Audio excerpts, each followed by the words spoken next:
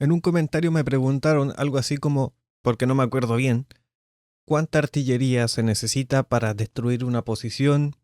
Por ahí va la cosa.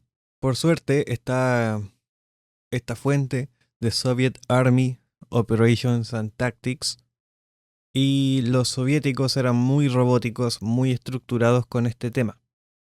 Era su tema. Ya, por lo tanto, afortunadamente tenemos ese recurso para poder responder esa pregunta. Pero primero hay que definir algunos conceptos. Primero, el concepto de apoyo de fuego. Esto incluye todo el apoyo de combate entregado por las tropas de cohetería, de misiles, artillería, incluyendo la aviación, cuando usa munición convencional, que es básicamente todo, menos misiles antirradiación, aire-aire, antibuques, ¿cierto? Y segundo, la superioridad de fuego. Esta se define como la ventaja sobre el enemigo en el curso de una batalla u operación en la que una unidad es capaz de ejecutar sus misiones de fuego satisfactoriamente mientras suprime al enemigo, y los soviéticos creían que esto se lograba si eras el primero en abrir fuego, si lograbas la sorpresa, eras preciso y efectivo, o amasabas fuego efectivamente mediante maniobra, y se debía mantener constantemente, especialmente suprimiendo a la artillería enemiga. O sea que se tenía que mantener a lo largo de una operación o a lo largo de una maniobra. Tercero, y esto ya va más relacionado a la pregunta, los criterios de daño del blanco. Esto se define como el efecto de los fuegos en el blanco y resulta en la pérdida de la efectividad de combate temporal, parcial o total. Entonces ellos decían que un blanco destruido era aquel que perdía toda su efectividad en combate. Y las defensas preparadas se consideraban destruidas cuando ya no eran utilizables y había que hacer un esfuerzo de reconstrucción ya mayor. Y aquí tenemos criterios. Un objetivo en punto, o sea, un individuo.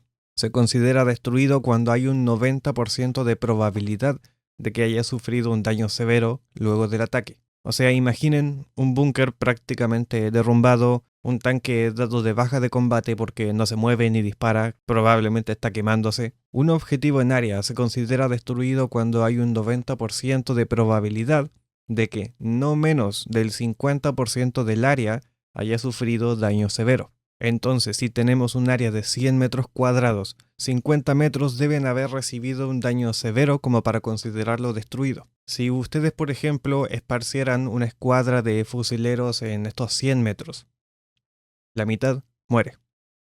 Y es muy probable que si la mitad de la escuadra muere, los demás están heridos o la moral se derrumba y se rinden, se retiran, no son efectivos en combate. Luego pasamos al criterio del blanco suprimido. Un blanco suprimido sufre suficiente daño como para perder su efectividad de combate temporalmente, o restringe su habilidad para maniobrar o efectuar el comando y control. Piensen en una escuadra que no se puede mover porque tiene algunos heridos, no pueden levantar la cabeza, ese tipo de cosas. Un área se considera suprimida cuando es altamente probable, de nuevo, 90%, de que no menos del 25 a 30% del área del blanco haya sufrido un daño severo. O sea, en esos 100 metros cuadrados, 33 metros sufrieron daño severo. Usualmente la zona que recibe el impacto directo de una misión de fuego la mayoría de las veces se va a considerar como destruido, ¿cierto? Y finalmente el acoso o harassment. No ese tipo de acoso, sino aquel conducido esporádicamente para prevenir el movimiento de tropas a descubierto y bajar la moral del enemigo. Entonces es como, seguro habrán visto los videos de GoPro allá en Minecraft, va la patrulla, de repente se escucha como que cae un mortero, que cae una pieza de artillería, lo que sea, se tiran al suelo y se quedan ahí un rato, ¿cierto? A esperar a que termine, hasta que sea seguro para moverse. Eso. Y aquí un alcance que mencioné en mi video de la diferencia entre el A10 y el Sukhoi 25, video que hice hace bastante tiempo. Hay un párrafo que me llamó mucho la atención mientras leía esto. El establecimiento de la aviación del ejército le ha dado a las formaciones de maniobra terrestre una dimensión vertical. El helicóptero ahora entrega a las armas combinadas y ejércitos de tanque, porque así lo dividían los soviéticos en esos dos, con una plataforma altamente maniobrable, versátil para el reconocimiento, el comando y control y la superioridad de fuego. Si ustedes reemplazan la palabra helicóptero por dron, ahí van a tener el mayor impacto que ha generado el dron en la guerra en este último tiempo. Yo considero que es una manera bastante miope el fijarse en el dron solamente como un elemento kamikaze o que vaya a soltar una bomba a hacer que algo explote. Eso es lo menos importante del dron. Lo más importante es justamente estas características que se describen para lo que en ese entonces, porque este es un manual de la Guerra Fría, se le atribuía al helicóptero. Pero todo esto en mente con respecto a la doctrina de artillería, ¿ya? El dron básicamente cambia todo el tema de la observación de fuegos y la vigilancia 24/7 en el campo de batalla. Ese es el impacto que tiene el dron. Pero conectando con lo que vimos anteriormente, lo de los criterios de blanco, destruido, suprimido, el acoso, ¿cierto? Todo eso. ¿Cómo llegamos a eso? ¿Cómo conectamos una cosa con la otra? ¿Cómo toma efecto? ¿O cómo respondemos la pregunta inicial del video? Según este documento, el área de impacto de fragmentos de un proyectil alto explosivo de fragmentación para uno de calibre 122 milímetros es de 800 metros cuadrados, de 152 milímetros son 950 metros cuadrados. Esto no quiere decir que es como un área de efecto absoluto, es probabilístico. Ya a medida que más se va alejando del epicentro, menos probabilidades de que te llegue una esquirla. Si tú eras un soldado que estabas parado a 800 metros de donde cayó una pieza de artillería y te llega un fragmento, probablemente tengas muy mala suerte. Y luego se describen los cráteres. Asumimos que si el proyectil hizo un cráter, cualquier cosa dentro va a ser destruido, ¿cierto? Un cráter también va a variar acorde a la superficie que golpeó, a las condiciones del tipo de terreno, la configuración de la espoleta, porque puede estar retrasada, puede estar en airburst, puede estar en detonación en punto. Pero en promedio, las dimensiones para una detonación en punto golpeando terreno plano corresponden a 1.5 metros en el punto más ancho y medio metro en la profundidad, para un proyectil de 122 milímetros. Para uno de 155 milímetros es 1.5 de anchura, 1.5 de profundidad. Con eso, como que ya vamos formando una idea, ¿cierto?, de cuántos disparos podría tomar destruir un área por completo. Entonces, ya imaginemos que tenemos 100 metros cuadrados, ¿cierto? Esto requeriría aproximadamente 44 impactos. Sin embargo, eso sería si pusiéramos simétricamente, así como cada impacto uno al lado del otro, con una distancia o separación de 3 metros cada uno. Eso no, ¿cierto? Porque la artillería tiene desviación, no son impactos perfectos. Entonces, si quisiéramos hacer un cálculo más realista, para destruir 100 metros cuadrados podríamos multiplicar por 3 para tomar en cuenta la desviación y habría que lanzar como mínimo unos 132 proyectiles a dicha zona. Eso es como para destruir un área, pero ya volveré a esto con un ejemplo un poco más concreto o una situación más realista que se describe en este manual.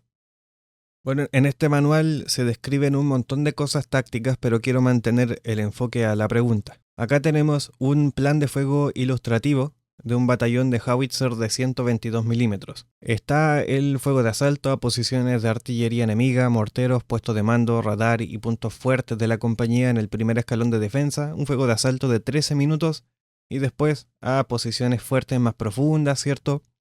O sea, todo esto se demora entre como 40 minutos, 30-40 minutos, y estos son los fuegos preparatorios. Y acá podemos ver que para esta planificación se necesitaron 1584 proyectiles, que sí o sí van a ser disparados. O puede que no.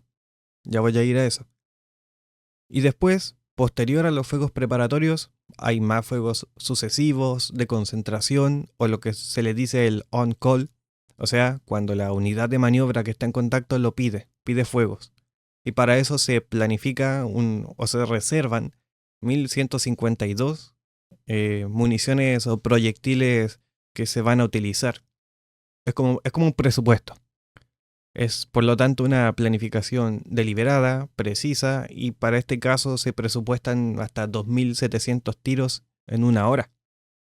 Si en la planificación se observa una falta de munición para cumplir el efecto deseado según el criterio de daño que ya discutimos, habrá que conformarse con un nivel menor de daño. Esa es la realidad. Y probablemente la mayoría de las veces no es como que siempre esté el presupuesto al 100%.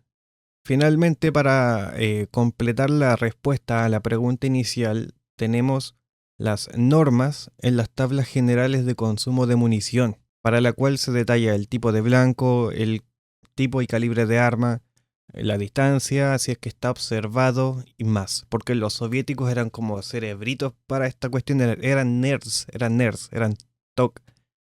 Tan solo chequen esto que les voy a mostrar porque acá yo corté esto a la mitad y lo chanté acá al...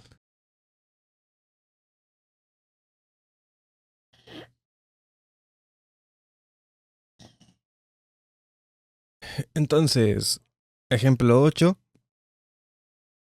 tropas, armas, tanques, infantería, vehículos de combate, APCs, en posiciones defensivas preparadas apresuradamente y áreas de ensamblaje.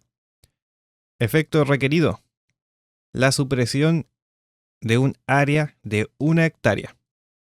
Ya 1 hectárea son 10.000 metros cuadrados, por si acaso. Y la supresión es el 25 a 30% del área siendo destruida, o el 25% a 30% de los elementos que están dentro de este blanco que no deben ser más efectivos en combate. Por norma, una batería de 122 milímetros necesita 150 proyectiles para este blanco, para este efecto requerido. Cuando es más de 10 kilómetros se utiliza esta fórmula, ¿ya? Donde N corresponde al número de proyectiles de munición gastada por hectárea de blanco a una distancia más allá de 10 kilómetros, donde D es la distancia, ya redondeada al kilómetro más cercano, y la N10 corresponde al número de proyectiles utilizados para este objetivo, para esta área en la norma, dentro de los 10 kilómetros. Entonces se hace el cálculo y en donde sería, no sé, digamos que son de 15 kilómetros, serían 225 proyectiles a ser disparados para este ejemplo, para este blanco, para este efecto, a 15 kilómetros de distancia. Luego, otro tema es la distribución de los tiros en un área no observada. O sea, no hay un observador adelantado que esté corrigiendo los tiros. Si es un objetivo en punto o individual, casi siempre todos los tubos van a disparar en la misma elevación, ¿ya? Pero en un área, los tubos disparan en 3 diferentes configuraciones de elevación con un intervalo equivalente a 1/3 de la profundidad del área del blanco. Cada batería también dispara en una configuración de deflexión para cubrir todo el frente. Y casi siempre como que se van superponiendo. De hecho, voy a hacer los dibujitos ahora. Entonces, la batería 1, ¿qué va a hacer? Va a disparar acá. La batería 2 va a disparar acá. La batería 3 va a disparar acá. Y obviamente están viendo que como que se superponen. La batería 1 luego va a volver a reiniciar su ciclo. La 2 también. Y así. Y posteriormente lo que hacen es después cambiar el setting de elevación para disparar así, y así, y así. ¿Cierto? ¿Se entiende? Para afuera, listo. Eh, Espero que con eso se haya respondido a la duda de cuántos proyectiles, cuánto fuego de artillería se necesita para suprimir, para destruir un objetivo. Eh, Como se darán cuenta, es bastante. Más de 1.000 disparos para un blanco, para una operación. Y nada, espero que igual les haya servido este video, que haya quedado como claro. Si quieren dejen sus preguntas, voy a intentar responder casi siempre lo que pueda porque igual yo aprendo. Espero que ustedes también. Y eso, si quieren apoyar al canal, tengo mi Patreon, tengo también miembros de canal. Para ambos los beneficios son lo mismo, pero yo prefiero Patreon que YouTube porque ya saben que uno puede llegar a ser desmonetizado y todo el tema. Pero eso, nos vemos. Chao, chao.